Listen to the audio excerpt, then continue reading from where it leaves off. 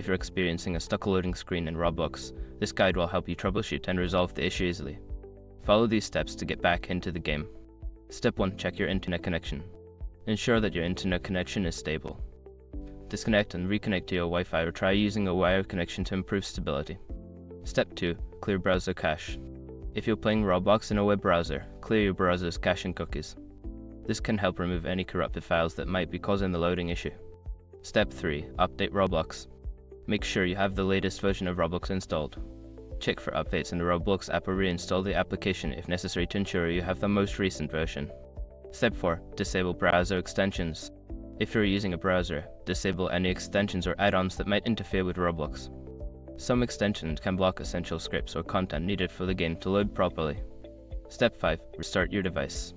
Sometimes, a simple restart can fix various issues. Restart your computer or device to refresh the system and clear any temporary glitches affecting Roblox. By following these steps, you should be able to resolve the loading screen issue in Roblox. If problems persist, consider checking the Roblox support page for further assistance.